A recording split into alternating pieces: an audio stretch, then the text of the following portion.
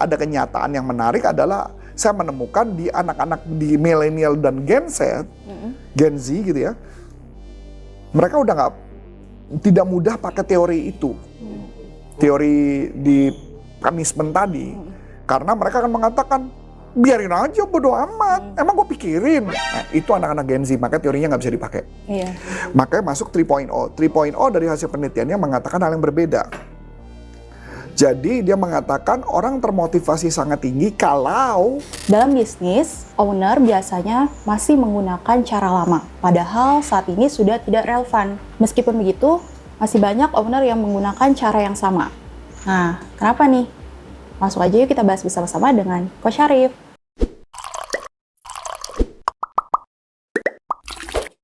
Halo Coach. Hari ini kita ada topik menarik nih Coach, terkait owner yang mengulang cara yang sama nih Coach dalam berjualan gitu. Jadi dia padahal tahu kalau itu tuh sudah tidak lagi relevan tapi tetap digunakan gitu Coach. Uniknya itu juga ada atau kaitannya ada dengan teknik psikologi Coach. Coach tahu tokoh psikologi B.F. Skinner? tahu B.F. Skinner, Oke, yang perilaku ya. Iya betul, ya teknik atau ya teorinya dia tuh tentang behavioral ya.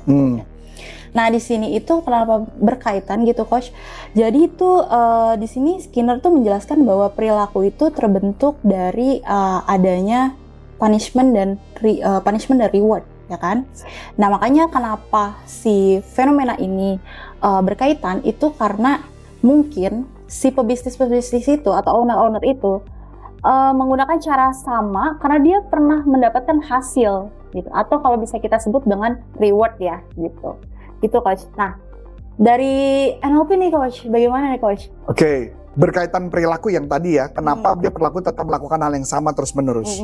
Saya di luar itu nanti akan saya bahas lebih detail. Tapi saya mau mendalami berkaitan dengan teori itu gitu ya. B.F. Skinner benar mengeluarkan teori tentang punishment dan reward, wortel atau carrot dan stick gitu ya. Konsepnya kan carrot dan stick, carrot dikasih wortel, sticknya dipukul gitu kan kalau nggak berhasil. Kurang lebih gitu kan?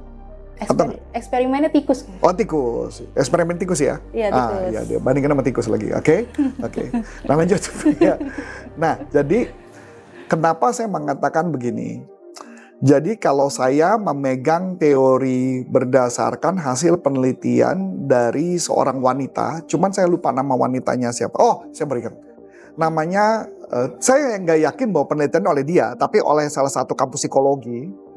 Yang dulu pernah dengar nggak istilah penelitian tentang marshmallow dan anak-anak? Pernah.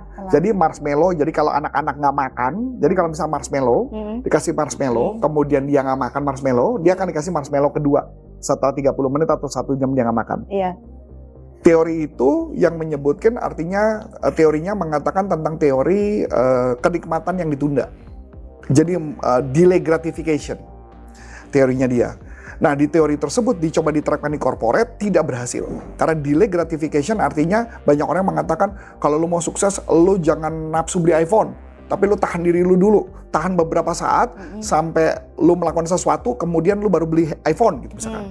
Atau misalkan contoh itu, teori itu pernah dipakai oleh beberapa motivator dunia. Misalnya contoh kayak gini. Daripada lu beli mobil mahal, mendingan lu beli mobil second. Uangnya lebih baik lu tabung, kemudian uangnya dikembangkan, uangnya beranak, nanti uang beranaknya dibuat usaha apa dan sebagainya. Itu yang disebut teori delay gratification. Tetapi ada penelitian yang menarik yang ditemukan oleh Susan Fowler.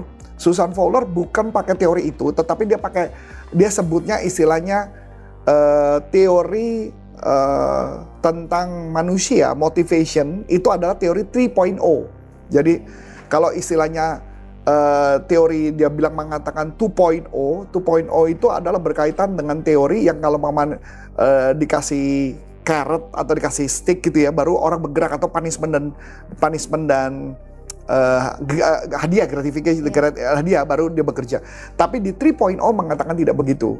Di teori 3.0 mengatakan bahwa manusia itu kalau ketika dia di punishment dan reward, dia jalan tapi sifatnya hanya sementara. Sifatnya sementara. Sampai di satu titik dia ngerasa, bodoh amat lah, hukuman dihukum aja bodoh. Akhirnya dia nggak ngerjain. Dan apalagi ada kenyataan yang menarik adalah saya menemukan di anak-anak di milenial dan Gen Z, Gen Z gitu ya, mereka udah tidak mudah pakai teori itu, teori di punishment tadi, karena mereka akan mengatakan, biarin aja bodo amat, emang gue pikirin. Nah, itu anak-anak Gen Z, makanya teorinya nggak bisa dipakai. Iya. Makanya masuk 3.0. 3.0 dari hasil penelitiannya mengatakan hal yang berbeda. Jadi dia mengatakan orang termotivasi sangat tinggi kalau orang tersebut dia diberikan, kalau dia mau melakukan sesuatu based on dengan values-nya dia. Sesuai dengan values-nya. Atau dia mau melakukan sesuatu based on dengan aktualisasi dirinya. Baru dia akan ngelakuin. Atau berdasarkan dream-nya dia. Baru dia ngelakuin. Kalau enggak, dia nggak akan ngelakuin. Nah, itu yang jawabannya. Jadi kalau orang mau kita punya karyawan supaya dia kerja yang bagus, adalah apa values-nya dia, apa impian dia, kita konekkan ke dalam pekerjaan. Dan itu ada teori sendiri untuk melakukannya. Nah, itu bukan teori NLP ya, ini teori psikologi. Nah, kita masuk ke tadi yang tadi gambaran. Kenapa orang kalau mama punya kebiasaan tertentu dan kebiasaan itu cenderung sulit dirubah. Nah, saya lebih suka membahasnya itu dari sudut pandang change management. Change management. Di change management atau ada penelitian juga tikus, lagi-lagi kamu bilang tikus. Ada penelitian dari, kalau pernah baca bukunya Who Moved My Cheese. Belum. Nah, di buku Who Moved My Cheese itu menceritakan tentang dua ekor tikus, bukan dua orang. Dua ekor tikus. Ya, namanya John and Scully, kalau nggak salah nama tikusnya. Itu selalu setiap pagi bukan John and Scully manusianya. Yang nama tikusnya Hoff dan apa siapa lupa. Jadi setiap bangun pagi ada cheese. Setiap bangun pagi ada cheese. Setiap pagi ada cheese. Jadi dia ngerasa nggak perlu kerja. Karena dia bangun melek ada cheese, dia makan. Dia melek bangun ada cheese, keju ya, yang dimakan. Itu makanan mereka kan. Satu ketika kejunya diumpetin. Kejunya nggak ada di situ. Nah, ketika kejunya tidak ada di situ, ya si tikus bingung dong. Bangun pagi besok, loh kok nggak ada cheese. Bangun lagi besok pagi, kok nggak ada cheese? Mungkin mimpi. Oh, tapi apa yang dilakukan sama tikus itu? Tikus itu mencari keju itu. Jadi dia digambarkan dalam Who Moved My Cheese itu perjalanannya tuh kayak labirin. Jadi labirin muter-muter kayak maze gitu ya labirin. Nah, ketika dia cari sampai di satu titik mereka dapat cheese.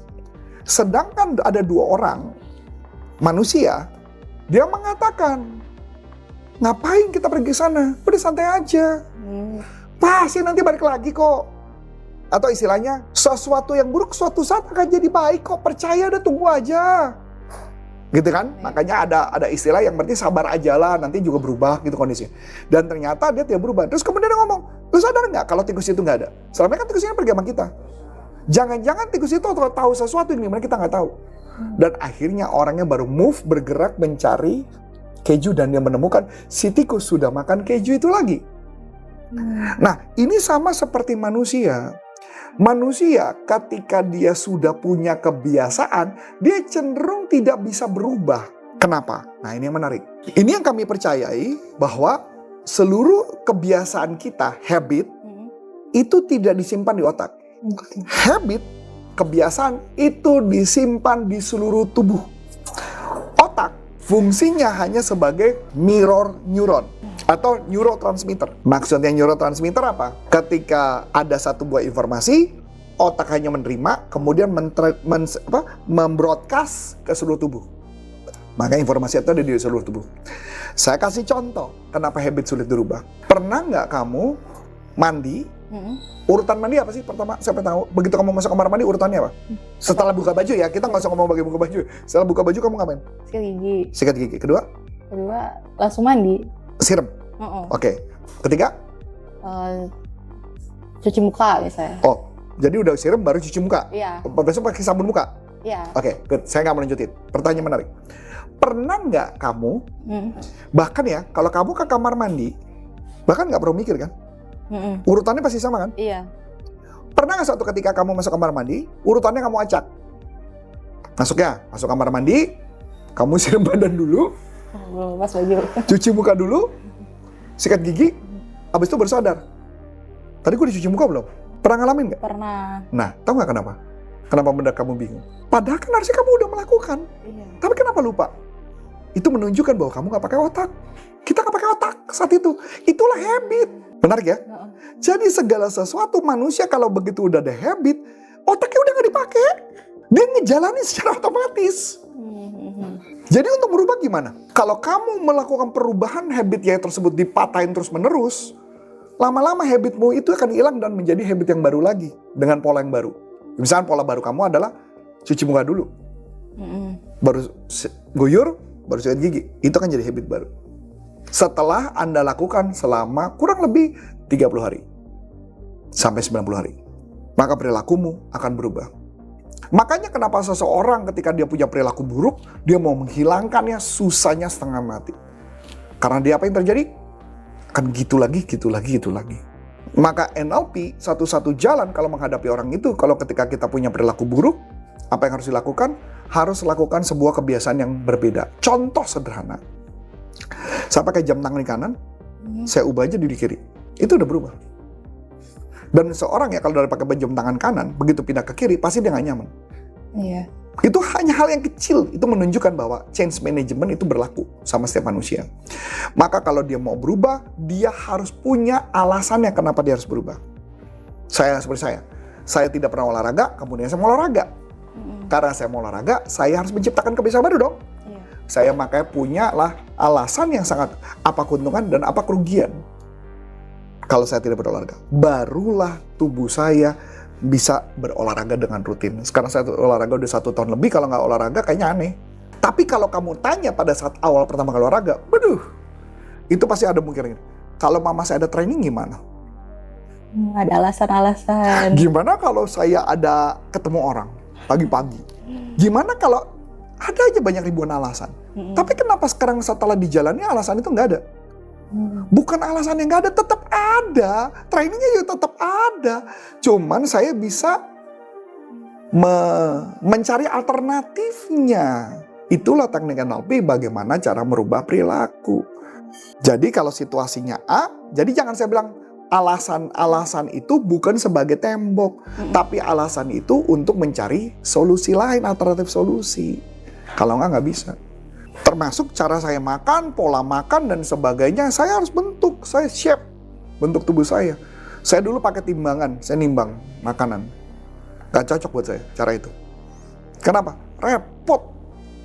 Nimbang makanan. Udah gitu kan kalau nimbang makanan paling gampang adalah kalau makanannya sama terus-menerus. Saya ini trainer, saya kan bukan atlet. Kalau atlet kan makan lu jelas ya tiap hari sama gitu. Nah kan gue bukan atlet. Akhirnya saya punya aplikasi lagi. Aplikasi lain, dan ternyata aplikasi itu sangat membantu saya nge-track makan saya berapa banyak. Nah itu maksudnya, jadi karena saya tahu saya harus berubah, saya nge-track dengan cara apa. Yang tadinya makan langsung otomatis makan, sekarang makan, ada pegang handphone, dan foto makanan, kirim ke aplikasi, dan aplikasi itu ngasih tahu berapa total kalori yang saya makan. Dan itu ternyata mengubah hidup saya. Jadi itulah cara saya mengelola diri. Jadi artinya harus ada perilaku baru. Perilaku barunya gimana? Di dalam teknik NLP ada yang namanya New Behavior Generator. New Behavior Generator cara tekniknya gampang banget. Caranya adalah cari satu kebiasaan lama yang sudah permanen, kamu tempelin saja dengan perilaku yang baru, yang kamu mau. Contoh, misalnya abis mandi, kamu pengen punya perilaku apa? Habis mandi misalnya makan. Mas mandi makan, perilakunya nggak bagus banget pilihannya. Yang lain lah, perilaku misalkan olahraga lah gitu katakan ya. Olahraga apa misalnya, apa olahraga yang paling gampang sederhana yang nggak pasti kemungkinan di rumah misalnya kamu lakuin? Jalan, oke boleh deal. Jalan ya, 10 menit ya. Nah ini contoh ya. Kamu biasanya selesai mandi ngapain? Selesai mandi makan. Oh pantas langsung permanen. Sekarang kita ganti ya. Sekarang bayangin kamu selesai mandi. Bisa bayangin? Iya. Oke, selesai mandi. Sekarang kamu jalan 10 menit. Bayangin di dalam pikirannya. Ulang lagi ya. Selesai mandi. Kamu ngapain? Jalan. Berapa menit? 10 menit. Bagaimana kamu tahu bahwa itu udah 10 menit? Pakai tracking. Tracking. Trackingnya pakai apa? Saya biasanya pakai HP. HP. Oke, deal ya. Sekarang lagi ya. Bayangin selesai mandi. Sudah? Udah. Jalan 10 menit. Udah. Setelah jalan 10 menit, baru makan. Enggak sih. Nah, mau ngapain sekarang? Duduk. Duduk. Iya. Duduk makan. Enggak. Ngapain? Duduk istirahat aja sih. Ya nggak apa-apa, kalau mau makan ya nggak apa-apa.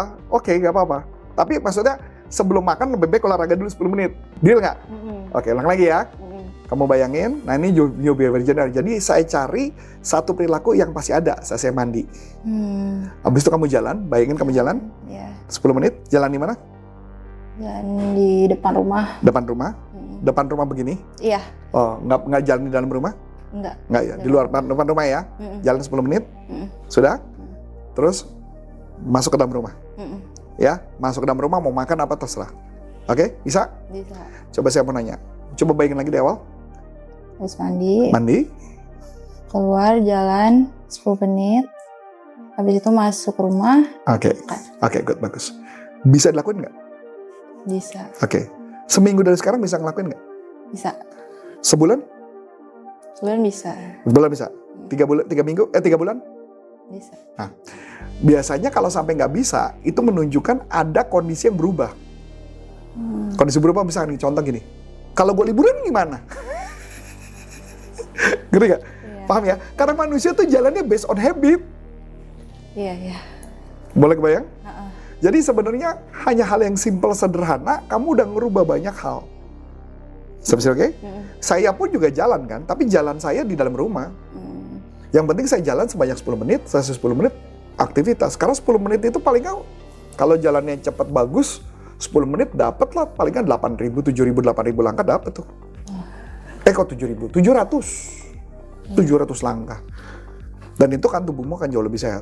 Bahkan kalau saya makan, saya pun jalan. Tapi tunggu dulu 5 menit diem, 5-10 menit diem baru jalan. Nah itu adalah teknik bagaimana supaya orang tidak mengulangi perilaku yang sama terus-menerus. Itulah NLP.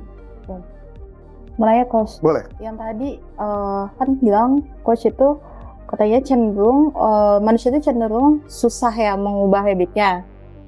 Paling bisa diubah 30-90. Nah, itu 30-90 itu berarti waktu ideal atau ada kemungkinan bisa lebih cepat nggak? Kemungkinan lebih cepat kalau menurut pengalaman saya, selama kalau kamu udah melakukan itu selama 30 hari, itu akan menjadi sebuah kebiasaan. Atau 90 hari, itu akan menjadi kebiasaan.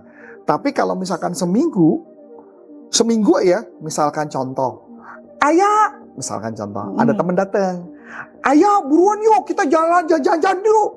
Lu selesai mandi, jalan dulu Pak lu. Kecuali jalan, boleh tapi jalan dulu 10 menit. Nah itu yang bisa membatalkan ketika sudah sebulan atau 3 bulan ngelakuin. Ketika lu gak ngelakuin jalan kayaknya ada yang kurang.